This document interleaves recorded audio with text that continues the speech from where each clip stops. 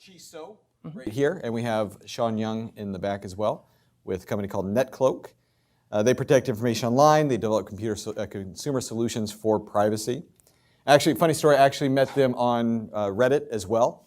When I was trying to respond to, there was an individual that had posted saying that they're trying to develop a privacy solution, make it really easy for people to remove their information online, trying to automate the process. And I asked for some information from them. We started talking a little bit, and then they disappeared entirely without offering any sort of help or solutions. And then later on, it was Sean found the same conversation. He said, hey, you know, we're kind of operating in the same sphere. We might have some more information that'd be helpful for you, and we'd like to share it. So that's what they're here to do. They're here to share the information they have on that to discuss privacy in the modern world. So, Chi, thank you. Oh, okay, great. Is the mic working fine? Hopefully. Okay, so I'm going to talk about privacy in the modern world, and I hope everyone will forgive me. I'm still working on Pacific Standard Time. I haven't changed time zone in about 10 years. So if I'm a little out of it, you're going to have to forgive me. So we're going to talk about privacy. Let's get into the first. And I'm going to get, you know, it's kind of weird because most presenters will talk about the background, and I'm talking about privacy. So why should I divulge more information about myself? That doesn't make any sense. So I'm going to kind of flip this to the back, and I'm not going to really talk about my background or anything. But if anyone's really curious, you can ask me in the end. Okay. So, but if you guys pay attention, you'll notice certain patterns as I go through this talk, and you know, feel free to kind of make note of that. But I'll mention that at the very end. All right. So I don't think this is a very important question in this particular context, like when I'm presenting today, but it's always something to kind of keep in mind, like why should we care about privacy? And I think for a lot of people, especially when I met people when I'm talking about privacy, or that the question about privacy comes up is, I got nothing to hide, right? And some of you guys may hear that a lot, like, oh, I don't have to worry about my privacy, I got nothing to hide. And I don't know how you guys would answer this, right? And everyone has their reasons of why they want to be private, or why privacy matters to them. But here's a quote to kind of think about. If you think privacy is unimportant for you because you have nothing to hide, you might as well say free speech is unimportant for you because you have nothing useful to say. So keep that in mind. I'm not going to make you guys read the Dilbert comic. That's something that you guys could look into later on. So the one thing I should mention about this, right? Why should we care? And this is, you know, my personal view on this is that, look, for me, I don't have skeletons in my closet. At least I hope not, or at least not that I know of, right? But you know, there's things in my past that I'm not too proud of, and I kind of want to just leave it in the past. And I forgot to put a picture up here, right? But if you guys ever use Microsoft Outlook, right, and you see the default kind of like picture of an individual, you see it's a silhouette of an individual. Does anyone know who that is? That's actually Bill Gates when he got arrested in Arizona for a traffic ticket, or traffic violation. And if you look at the original image, right, Bill Gates is much younger. This was during the 70s. He was holding up his sign, and he's smiling, right? And I think for him, because he's a billionaire, he doesn't really care if he got arrested in Arizona. But imagine for us nowadays, right, for most other people, if I had a photo of me posted online getting arrested in Arizona, it could affect my employment, right? Even though it's silly, it's a speeding ticket, but the fact that I have an arrest record, right, for something silly. So, you know, that's one thing to think about when you think about why should privacy matter to me. Okay, let's talk about today. So today, and I'm not going to get too much into the laws because I don't know how many lawyers are in the room, right? But let's look at the two major laws that happened this year in regards to privacy. The first major one is GDPR, all right, the General Data Protection Regulation. Yeah. And this was mostly affects the EU. And eventually England's going to lose, or the UK is going to lose out on it. But we'll get into that in a second. And then the second one is the California Consumer Privacy Act. So let's talk about GDPR. This is the first really major regulation helping people describe, what is personal data. So in it, right, the European law says your name, demographics, behavioral, social data, sensory data being like biometrics and everything, and any content that you generate from videos to photos. Guess what? That's personal data, right? So they really clearly define what that is. The second major point to think about is in GDPR they say consent is key. Nowadays, when you sign up for Facebook or LinkedIn or any other social media site in the US, right?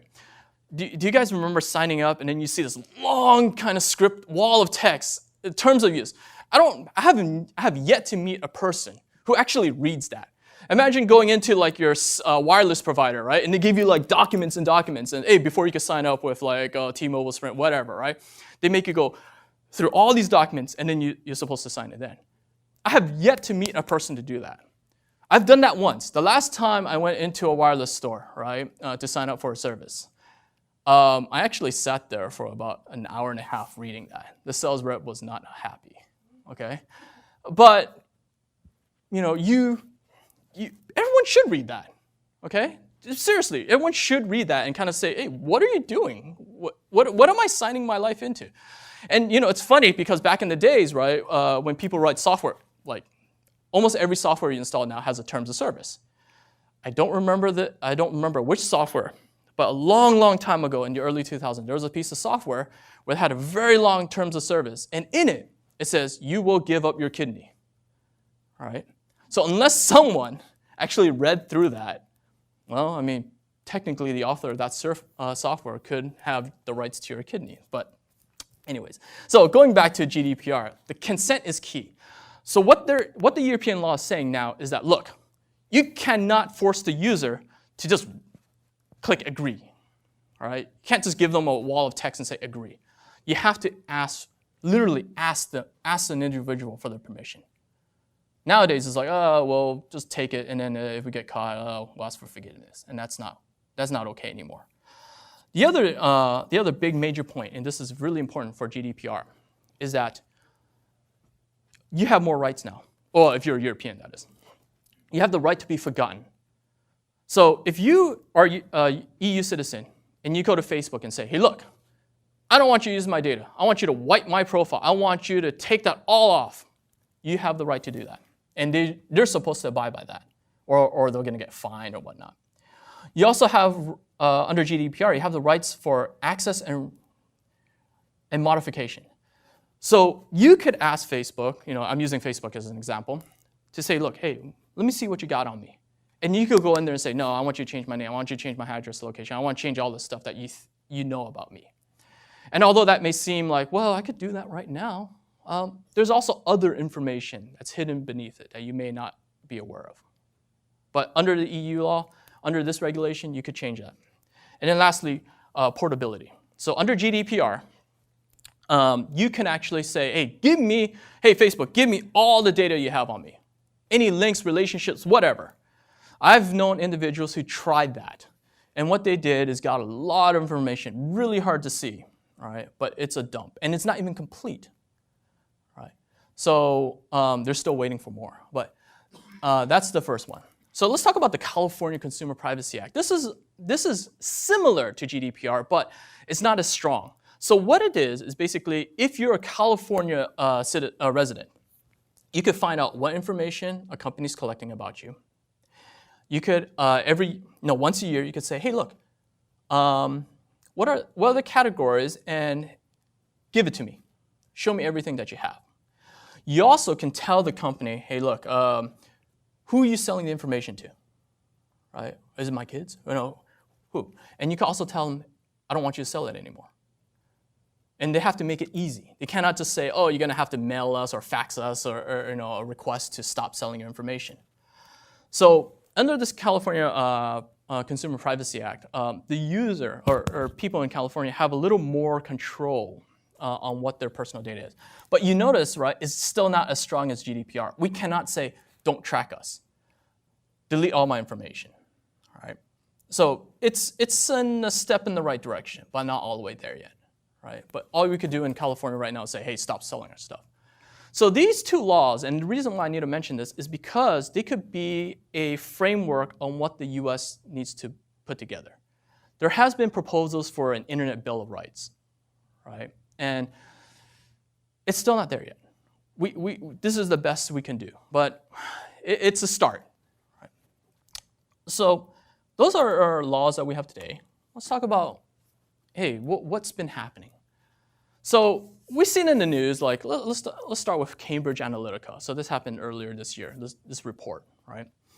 And what it is, it's for you guys who don't know, Facebook, right, was selling information to a UK company, or not, yeah, they're giving a researcher information on Facebook users. And what that researcher did, piped it into a company called Cambridge Analytica.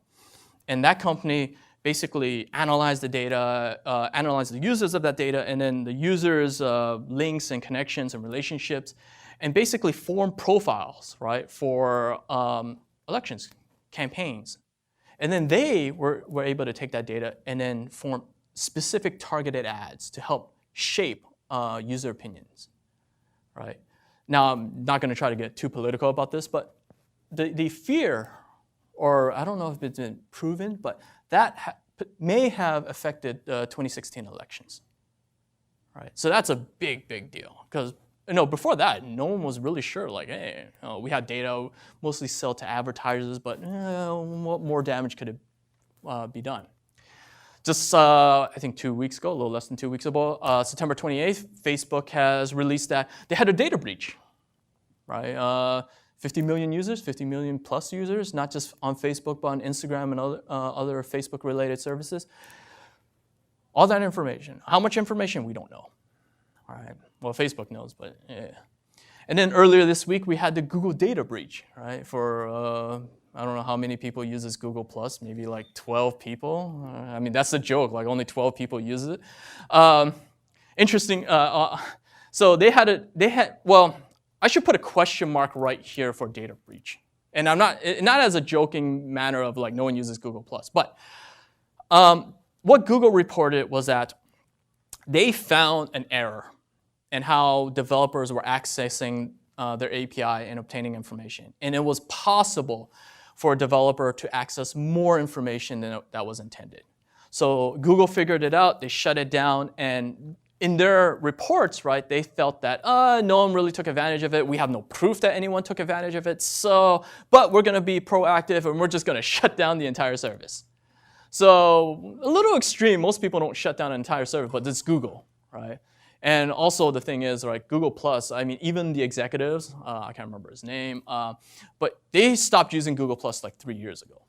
So I think it was time to shut it down anyways. So that's privacy. That's through. And let's talk about two more big things. Like, let's talk about, I don't know how many people in this room have ever used NCIX. It's basically a it's basically I want to say e-commerce, but it's more like a website that you could sell and buy computer hardware and software.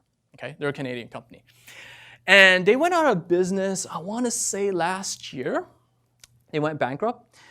And what happened there was that they went bankrupt, and like in most bankruptcies, right? They went bankrupt. They started selling their items, office chairs, everything like that. What was interesting was that someone, I think it was a researcher, discovered that, look, someone was selling a computer from the NCIX bankruptcy on Craigslist. And they're like, oh, okay, we'll go buy it, right? And when they bought it, they found out the drives actually contained personal information. Not just that, credit card information. And it was all unencrypted. That's the scary part. So in that bankruptcy, and potentially there's not just that one computer, it could be hundreds of computers, maybe even servers, right? And all that information is not out there. And what's scary, right, was that NCIX, and I don't know how familiar everyone is about like regulations and compliance, right? But a lot of websites have to follow this thing, well, they try to follow this thing called PCI.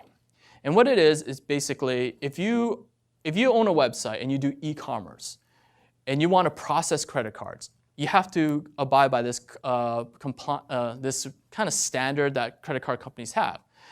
And what it does is say, hey, look, you got to encrypt your data. You got to do all this stuff to ensure the security of the credit card, right, of the payment transactions. Well, NCIX was supposed to follow that, but I guess they didn't, right? And that's kind of scary because, look, there's a lot of companies, Amazon, Newegg, name whatever company you have that processes credit cards. They're supposed to follow it. And they're supposed to have auditors from consultant firms and whatnot come in and verify that's been done, but this company never did it. So it kind of starts to make you guys wonder, like, how secure is your data, right, from these big companies? So I'm going to jump out of the slides, and I know it's a little bit jarring, but I really want to show you some of these data breaches, right? These really large data breaches. Okay. So you're going to have to forgive me because I'm going to have to like tilt my head over. Yeah, okay, I'll just leave that there. I have nothing to hide. All right, so here's a website, right, that shows you the world's largest data breach since September 20th, 2018. What's interesting is that they go up to 2017 and they don't go to 2018 because I think they just lost it, right? And they said, oh man, this is too much. So they kind of stopped, but that's my guess. So let me just scroll back all the way to the very beginning, 2004, when this site was tracking information.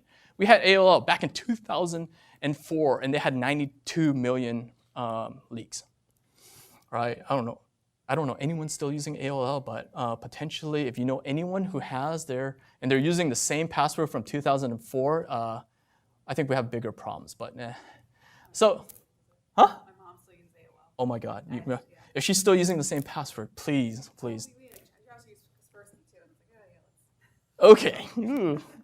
So what's interesting, right, is that as we get closer and closer to present time, I remember this one back in 2007. I don't know if you guys remember TJ Maxx getting hacked.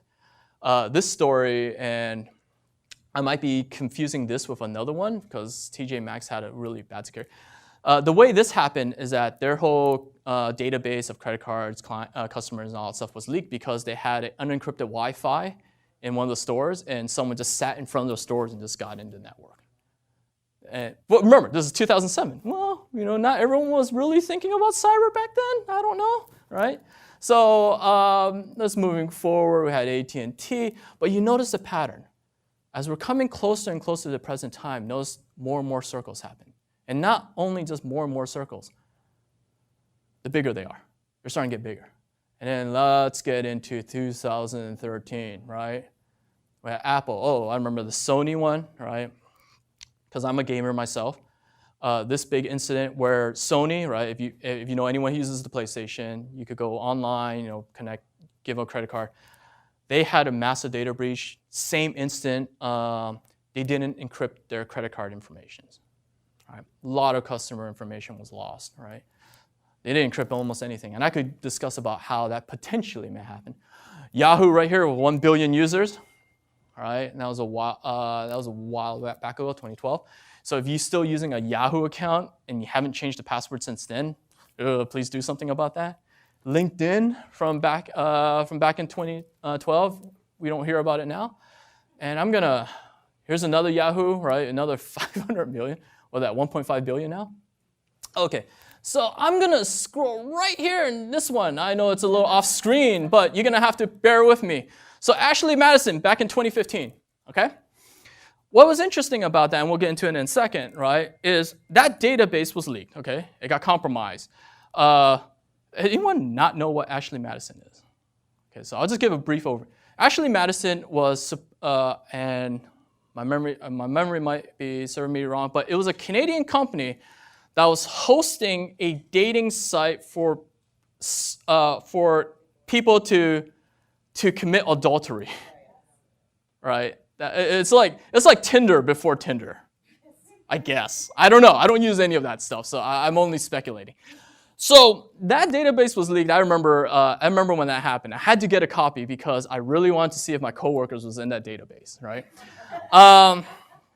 Academic research, okay? So, but one thing to keep in mind, who do you think, right, really wanted that database?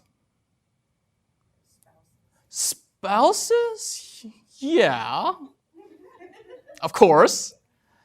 But when I first was presenting this, right, or talking about Ashley Madison, the interesting thing I found, and I didn't think about it at the time, was the voice lawyers.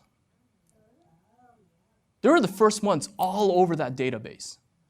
And the thing they did was they looked through the database, combed through it, right, and then said, oh, so-and-so at this residence address and blah, blah. They reached their spouse. Hey, guess what? Your husband or wife or whatever, right, was in this database. We could offer services for your divorce papers, right?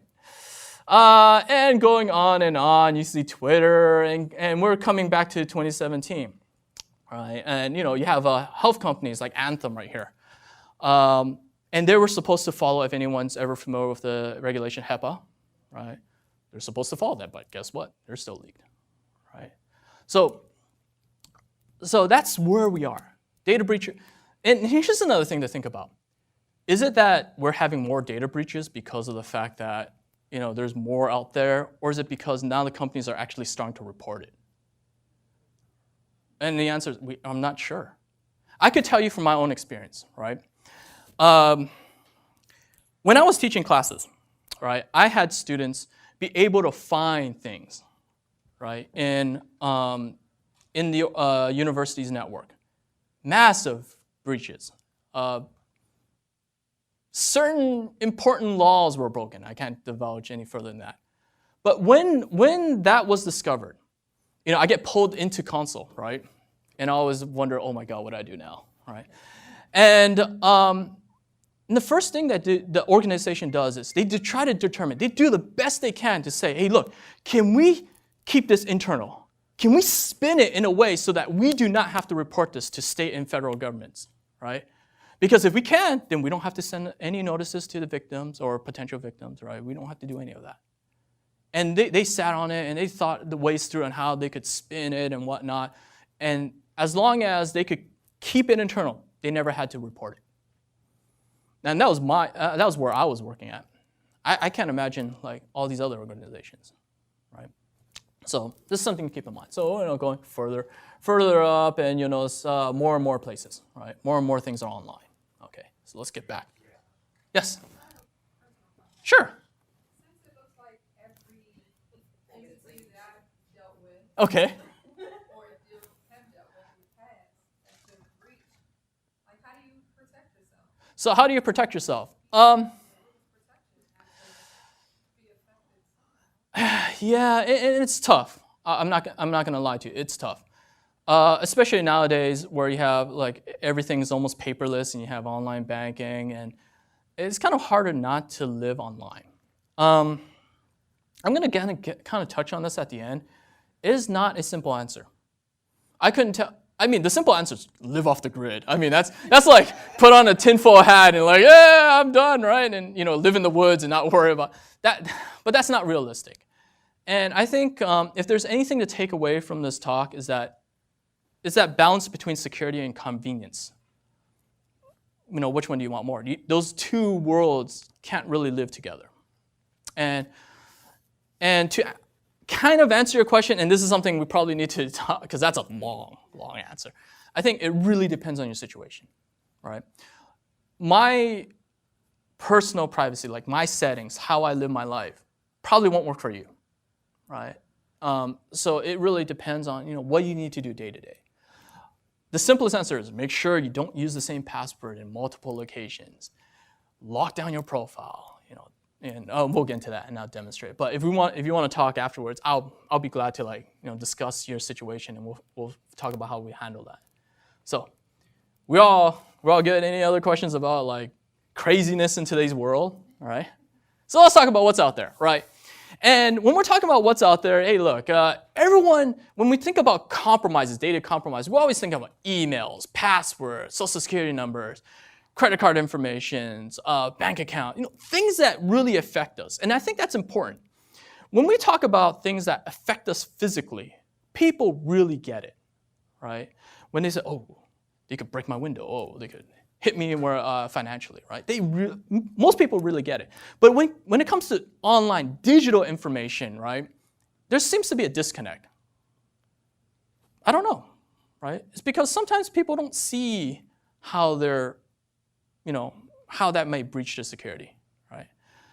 I remember times, and I don't know if anyone in this room seen it, it's like I've seen people put Post-its on their monitor with passwords and login and credentials.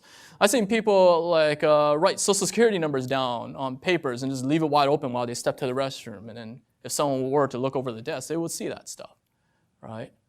But if I were to ask you, hey, can I examine your credit card in your wallet right now? You'll be like, oh, you're a creep. I don't know, what are you doing, right? I mean, there's that, there seems to be a disconnect, right? So we talk about this stuff. We're worried about this stuff. But what I need you guys to understand, and what I need everyone to understand, is like, look, all this other stuff is important too. I mean, we could all agree addresses could potentially be important. But that also includes prior addresses, right? Where you used to live. Maybe where your parents live, relatives live, right? Because all that stuff could be tied back to you, and we'll get into that in a second. Phone numbers, cell phones, home, landlines. I don't know, for younger generations, people don't use landlines anymore, but the cell phone numbers could actually be tied back, right? Relationships, right? If you could say, look, I am locked down. No one could find me. I'm good. I have no social media, no nothing. But if I could find husband, wife, your kids, stuff like that, and I could tie it back to you, it's just as bad, right? So that relationship comes in important. Social profiles, I don't know, like if you're really active on social media because, maybe you're a marketing person or you're a recruiter. You can't help that. It's just part of your job. Well, that stuff could come back to haunt you. And also your interests, right? All this stuff, right, and I'm talking about right here, we could keep adding to this list. We could add things like, mother's maiden name, your birthday. And if you think about all the things I'm talking about, don't they sound like security questions that you typically, have when you sign up for an account? Like, where were you born? Where did you meet your spouse? What's your first car, right? And sometimes people post that information online. And those security questions could come back and haunt you, all right? Just going back, thank God I'm not doing this in a class full of millennials, right? But back in 2004, I don't know if anyone remembers like Paris Hilton, right? One of the early socialites. Is that the right word? I don't know. But she had her T-Mobile account compromised, right? An attacker was able to get into her voicemail and her phone account. How?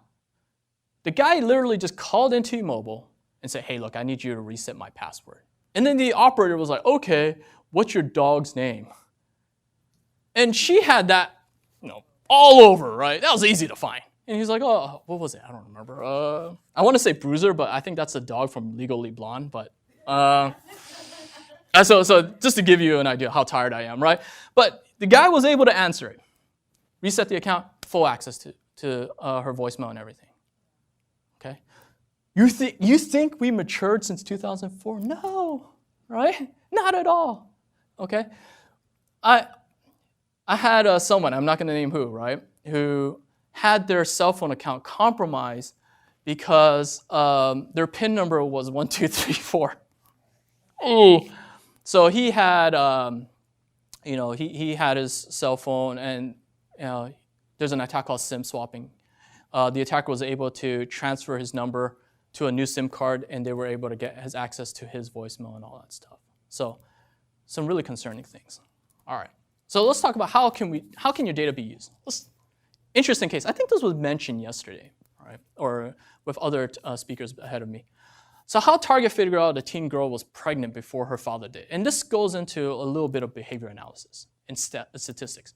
If you have a person, this is how data is used now. If you have a mathematician or a statistician, they look at your behavior, what you buy, when you buy it, where you buy it, right? And they pull all that stuff together, right? And not just from you, but from other individuals, right? Maybe same ethnicity, same gender, all that stuff. They pull it all together and they start building models, right?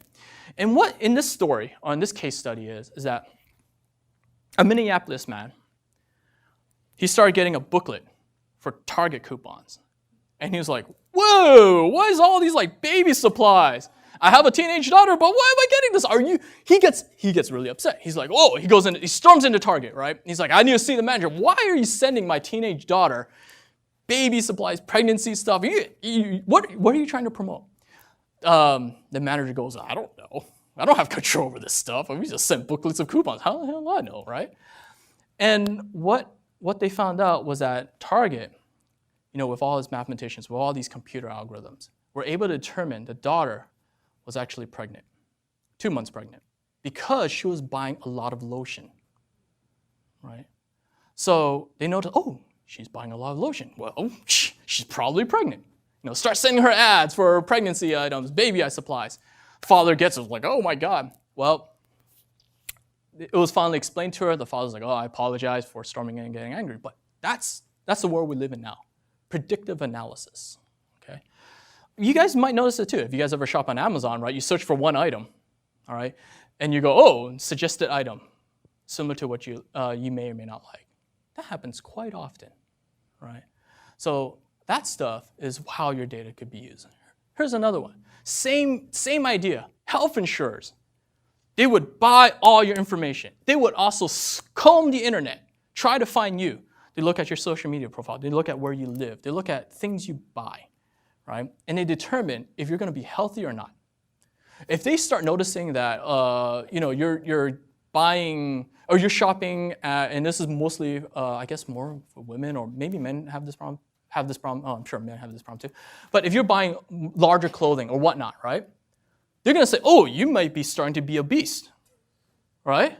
If they start noticing, oh, your credit card transactions are mostly showing up at 7-Eleven or fast food places. Oh, you might potentially have diabetes or heart conditions, right? And they're going to raise up your rates. And they're not just taking your data; they're taking data from people similar to you and around you, right? And that's kind of I don't know if it's concerning. If you're if you're a health insurance company, good for your bottom line, right? But as us as individuals, do we want that? Here's one more example of malicious intent. So we could use this data for malicious intent. And in this case study, it's not exactly to do with privacy, because the way it started, the way it happened, wasn't directly related of someone being able to find your information. But let me tell you the story. So 2 people who were playing Call of Duty World War II, they made a bet for $1.50. And they got into an argument. They didn't like it. So one of the individuals said, oh, you want to do something about it? Here's my address. When he gave that address, that was a fake, well, I wouldn't say fake, but it was a previous address. So he gave an address in Wichita, Kansas. And the attacker was sitting in Los Angeles. And what that attacker did was he sat in the library. He used the library's Wi-Fi network to use VoIP, voice over IP. He proxied that into the Wichita City Hall, called the police station and said, "Hey, look, I guess someone shot the father and holding the rest of the family hostage." Right? A crazy situation. A situation that requires a SWAT team to come in. The SWAT team storms the house, right, and goes, "Hey, come on out," right? The guy living at the address was like, "Well, what's going on?" He walks to the front door. Police ask him, raise your hands. He starts raising his hands. He stops for whatever reason. The SWAT team gets scared. He's shot dead. That guy had nothing to do with it. Nothing to do with the argument. This was an attack started between 2 individuals over an online game. The call was made in LA. The victim's in Kansas. This is swatting. All right. Well, they eventually caught him, and he's being charged with manslaughter now. I think he got convicted. But that's what we're talking about when we're talking about like physical safety, on what someone could do with your information. It's really tragic. So let's talk about who's doing this. Does anyone have any questions so far? Okay. So who's doing this? Social media, of course. They're taking your data, pulling it together, spitting you ads. Not only ads, trying to sell it to other people. Okay? Data aggravators, people search engines. They want this information, data brokers, right? And they want to be able to say, oh, same thing. They could probably pitch you ads or give it to other companies who could use this information. And I think it was mentioned in other places or other talks prior, free services. Gmail, no, any email that that offers anything that's free to you. Well, guess what? You know that quote saying, "Oh, if it's free, then you're probably the product," right? But keep in mind, and my colleague Sean mentioned this, is that look, even if it's free or even if you pay for it, guess what? They still could be scanning your data. You just don't know, right? Recruiters and employers, right? Here's a big thing, and I'm gonna speed up a little bit because I'm starting to run out of time. Guess what? Let's imagine you're a recruiter, right? Back in 2011, and I think even earlier than that, if you were at a job interview and the company asks you, can you give me the password to your social media accounts? Would anyone agree to that for potential hire? Yeah, no one would, right? But imagine someone who is desperate for work, right? They might give it up. Oh, that's why I have like a bunch of fake accounts over here. I'm a part of the puppy group of, happy puppy group and stuff like that. But that was actually legal for a while, right? And from the employer perspective, guess what? Hey, look, I don't want to hire someone that could potentially damage me in social media. If they're off drinking in Tijuana or whatever and they're posting pictures, that will reflect badly on the organization. So it kind of makes sense. But guess what? I think half the states now in the US have now outlawed, well, I wouldn't say outlawed, but basically said, no, you can't do that. Employers cannot do that. So you might definitely want to check whether or not your state has something on paper that says, look, employers cannot ask for social media accounts. That's a privacy concern, right? Schools, when your kids applying to college, guess what? That happens too, all right? So how easy is it to find your data? Yeah, you have social media, all these places that you guys have seen. You have data aggregators, all these places, right? And I'm going to get into a demo on exactly how it's done. You have search engines. And I talk about this thing called Google Foo, and you guys may have heard it, right? And the idea is basically, look, use Google, type in a bunch of stuff, right? Type in your target. Look at the results, narrow it down, right? And I'll show you guys how that's done. So things like address, phone numbers, all that stuff we said that's important earlier, right? And well, guess what? We could use that, against you. So do you know what's out there? Well, depending on the social media site, and I'm using Twitter here as an example, because of GDPR and all that stuff, you could actually download a copy of, what does Twitter have on you?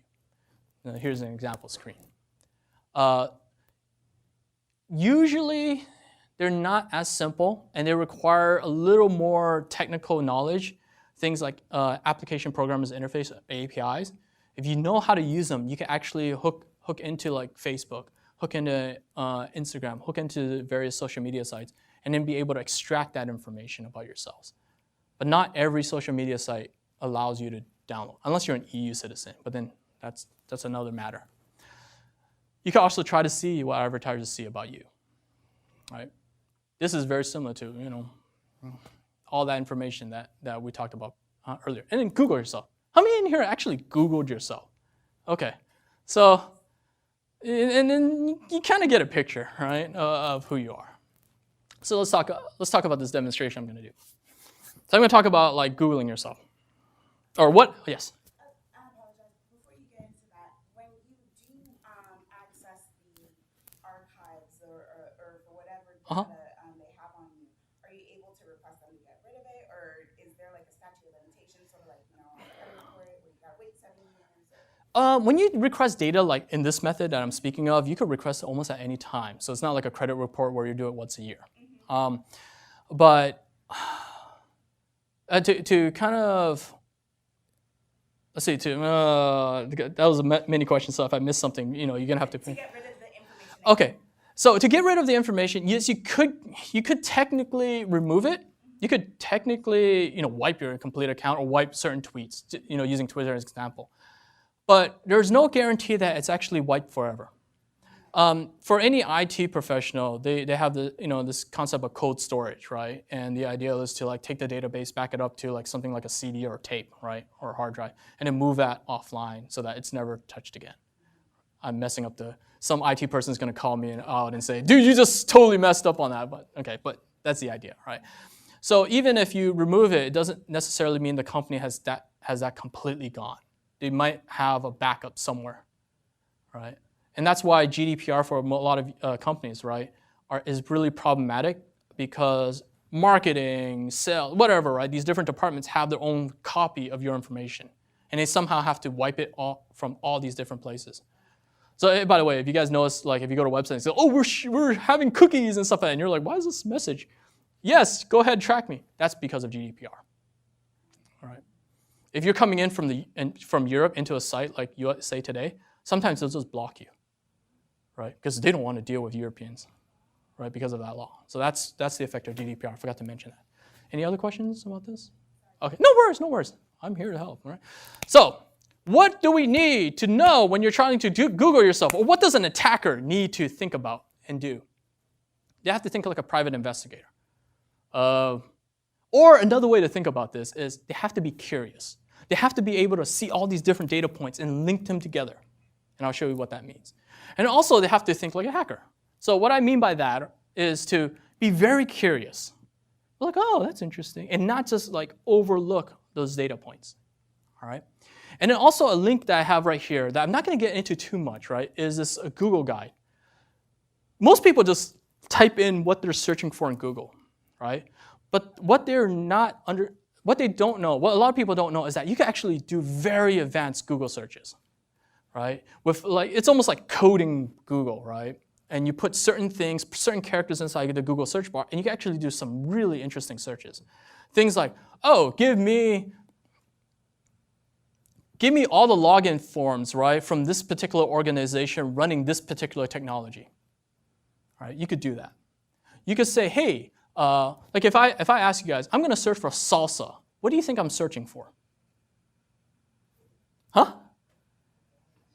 Yeah, you don't know, right? Because salsa could be the food that we eat, the dance, right? It could be a bicycle company. I know because I tried it, right? Well, you could literally tell Google, hey, I don't mean this, I don't mean that. Filter out the results for me. So I'll get into that in a second. So let's get into this demonstration. Forgive me because I have to do this. Oh my God.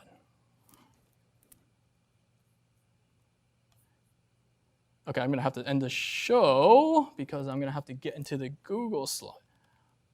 Is it showing up? No. Technical problems. Ah, there we go. So let me open up Google right here, right? Oh, the good old Google, right? And here's our victim for today. My director. By the way, before anyone wonders, yes, I had permission, so I'm not doing this without his permission. So one of the directors we have is, his name is Ethan Austin, and he works at Techstars. And when you're searching for someone, for an attacker, my theory is that you only need 3 really key pieces of information to find everything you need to know about an individual. It's kind of like that concept of triangulation. You need 3 points. As long as you have those 3 data points, you can figure it out. So let's go for it. Okay, his name is Ethan Austin, and then his thing is he works at Techstars. Okay? And the things I need to note here is how many results, right? And we're taking a look at the list, right? And you notice I already done it. So let's take, first thing a lot of people do, hey, let's look at the first link. And I'm going to save us the trouble. And oh my God, where is he? I guess I didn't have it open. Okay. So what's going to happen here is that, oh, there's a picture of him. There's a little bio. And me, as the attacker, the private investigator, is I am going to look through this information, pull out the keywords. Where did he work? What's his title? Previous places, what other companies that he was at before? Did he have any interest? Things like that, everything. And I'm going to extract that information, okay? And I'm going to go to the next link. Oh, his LinkedIn account. Oh, I'm going to save us the trouble. Forgive me, because it means I have to probably log into LinkedIn to do this, but if I go into his LinkedIn account, I'm going to see things like, yeah, where he used to work, where he went to school. So here's a PDF copy of that. Oh my God, I'm sorry. Like where he went to school, right? Any articles and activities, past jobs. And what I'm doing here is I'm actually cross-referencing this with what I saw before. I'm using what I saw before as like, okay, I know this is 100% true. And I'm going to his LinkedIn profile. I'm like, okay, I'm pretty sure this is him, right? I'm going to cross-reference everything that's true. And I'm going back to his like college days and everything. And I'm going to look at that information. Okay, so I'm going to just go to the PDFs. I'm going to go to the next site, and I'm going to look at, oh, okay, so more information, cross-reference, right? Until I get to the point where I'm super comfortable and I'm pulling up his Twitter account, right? Okay, and this was just this morning. And from his Twitter account, I'm looking at his tweets. If I'm an attacker, I have all the time in the world, especially if I really, really want to get at him, right? I'm going to scan all these tweets, see if he has any interest, see if he mentions anything of importance that he doesn't mention in those other articles, right? Also, I noticed that, oh, he has a site. He has his own personal website. He has a city location right here, right? All those I'm going to factor in. Okay, and lastly, this is where I hit the people search engines. Like, here's one example. I'm going to hit white pages. And I will put in his name, the location where I think he lives. I don't know. It's just a general guess. And I noticed that he only has one result, but there are potentially other entries down the list that I have to factor in. But I'm not going to pay for it. I'm an attacker. I'm too cheap, right? But I noticed that things like, oh, can a guy's middle name be Stacy? I've never seen that before, but maybe. Locations that he lived, right? But I don't know for sure whether or not this is accurate. But I do know that Atlanta, Georgia is on here. And I believe that that was where he was at college, right? So now I've taken all that information from various places, and I'm going to keep digging. I'm going to keep digging until I get everything from his wife to maybe his kids to all that stuff, relatives, phone numbers, blah, blah, blah, and I won't stop, right, until I paint a complete picture, right? That's what an attacker will do. Now, an attacker will not probably use Google directly like this. That's a start, but just to keep that in mind, right? There's actually security tools that automate this process a lot easier, okay? So let's get into the last thing I should mention, right? And this is a big, oops. Did PowerPoint die on me? Please don't die. It died. I apologize. Let me open it up again. Okay, so let's talk about what we can do. Okay, what can we do? This is going to change from site to site. There's no one single answer. I mean, the simplest answer is go to all your social media account, wipe your account, just delete it, and then call it a day, right? But that's not going to work for everyone. Each site will have its own security profile settings, right? And you're going to need to kind of look into it and address it one at a time. So that is probably the best advice someone could tell you because, like I was mentioning before, this is going to be case to case. Everyone is going to have their own way of dealing with things or how they want to be exposed, how much they want to be exposed. And here's an interesting question. How about disinformation? You could wipe your social media account, or you could basically take the social media account, modify the information, and put in fake things. Like, oh, you're not 20 anymore, now you're 60 years old, right? You don't like these things, you like that things, right? Or these are, you remove all the pictures of your family and you replace them with pictures of random families and stuff like that. You could, right? And the point of it is just to make it so the attacker has a harder time to make that correlation of exactly who exactly you are, right? Then there's different strategies on it. And lastly, I want to put this article, I'm not going to open it, right? But there's an article to help you remove some of your information for those search engines, those people search engines. There's a lot of them. There's at least 10 important ones in there. And this will actually give you, this is for free, and it'll tell you exactly how to do this. It's a long process, but it's there. All right, so I'm running out of time. So does anyone have any questions? Oh, yeah, sure. Actually, I think the slides are going to be shared. Oh, yeah. I'm going to share the slides, right? So you guys feel free to just go open up the slides, and the links are there and everything, right? And you guys can have access to that, right? Okay. Or you can take a picture now. But this is a pain to type in. I recommend just the slides. Any other questions? Yes, sir. When you were looking at your director's info, you kept mentioning insurance. What's the significance of that? Insurance? Kind of like you're saying, see if he has any insurance information on here. Oh, no. I think I didn't. Oh, well, I might have misspoken. But what I was trying to basically say is I'm going to try to find whatever information I can, right? No matter how small. Even something like, oh, his puppy's birthday is today, right? I mean, it may seem insignificant, but you never know, right? Yeah, it could be a password for all we know. Right? Oh, sorry. I'm sorry. I know you were taking a picture. I have a question, Yes. and I guess I ponder with this all the time because of the type of work we do. Okay.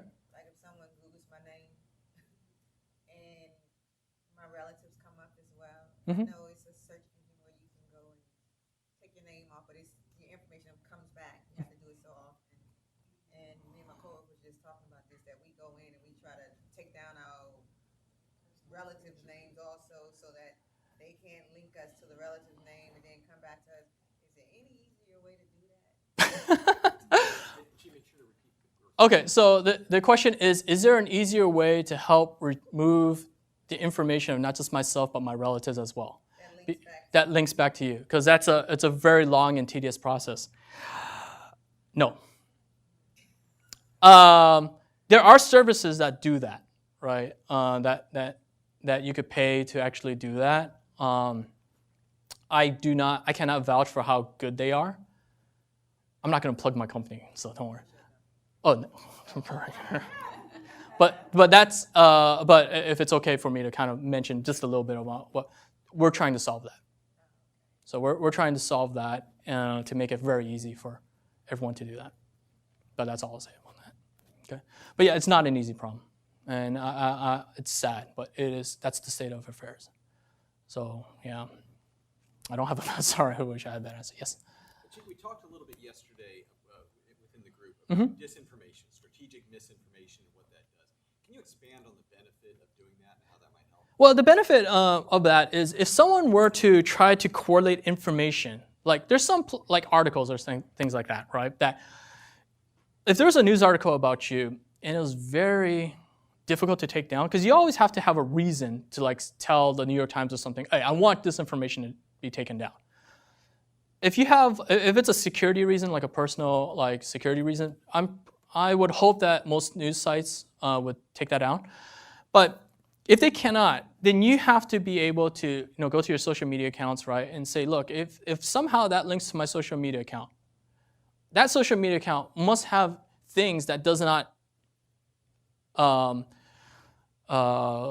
enforce the data that was in the other article, or does not lead to other information that may expose me further. So that's where that the accounts that you can control, you might want to adjust like information there so that it does not point to other things or reinforce other things. So like say for example, let's say in one article it mentions that your middle name is, like for Ethan's example, right? It mentions that your middle name is Stacy for his case, right? And it points to his personal website. Well, on his personal website, he might want to change his middle name to not Stacy, but Steven or something like that, just to throw people off. That might not be big enough of a change, but doing that in various other places, like potential like addresses I used to live in before, or pets' names, and just mess around with it, it makes it harder. But it does not guarantee. I want to make sure this does not guarantee your safety, right? It just makes it harder. But if someone's really determined, they could probably see through it, right? It's kind of like, why do we have locks on our doors? It's to keep honest people honest. That's it, right? Okay, so does that help elaborate? Okay. Anyone else? So I'll stick around for a little bit. If anyone has any questions in regards to this, feel free to ask. All right. Cool. Thank you.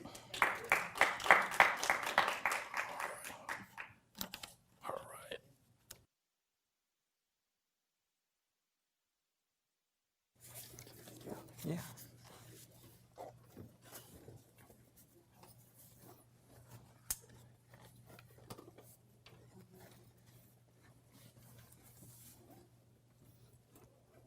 Gee, I just wanted to thank you very much for your time. Yeah. Thanks. This is for Sean. If you could pass it on. Thank you.